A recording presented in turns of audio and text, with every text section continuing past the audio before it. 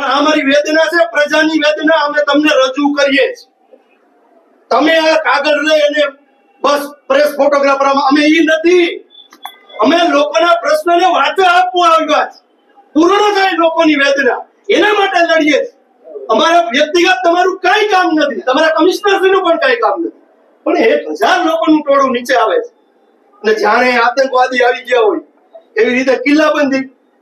વાહ સાહેબ, અમારે એ જ કરવું હોય તો રસ્તામાં તમારી અને તમારા કમિશનરની ગાડી પણ રોકી શકીએ છીએ.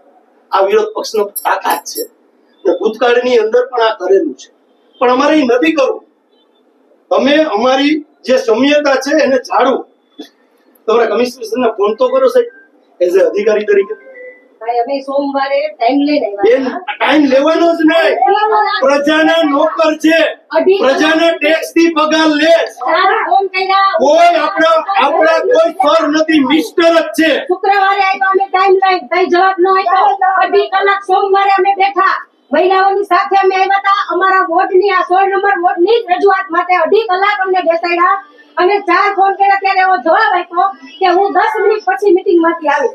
એટલે અમે 2.5 કલાક અહીંયા બેસીએ. અમારી તમને નમ્ર અરજ છે, તમે પેલા આજે આવેદન પત્ર આપીએ એ કમિશનરને પૂછ્યા વગર કે ભારતીય જનતા પાર્ટીના કોઈ પણ આગેવાનને પૂછ્યા વગર નિર્ણય કરી શકશો? તમને ખબર નથી સાહેબ, તમને ખબર ન હોય. રાજકોટ માં મોન્સૂનમાં આપણે નોટિસ આપી શકીએ કે છે લેખિતમાં? નકર હું આપને બતાવું છે કે આની પહેલા તમારા કમિશનરશ્રીને હું કહી ગયો તો કેમ નથી પાડવાના? મોન્સૂનમાં અમને ખબર છે, તો નોટિસ તમને ખબર છે શું કરવા આપો છો? દબાવવા માટે, પ્રેશર કરવા માટે પ્રજાને? હે દીવે અભણ માણસોને નોટિસ આવે કોર્પોરેશન સરકારી કાગળ કરવા માંડે એટલે માટે.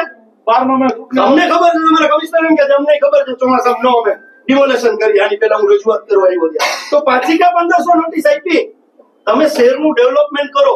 ડેવલપમેન્ટ કોંગ્રેસ વિરોધી નથી, પણ તમે જે રીતે ટેકનિકલ મુદ્દા લઈ લોકોને જે પ્રેશર ટેકનિક કરો છો, એ સાહેબ એઝ એ અધિકારી તરીકે આપણે અહીંયા બેઠા છો,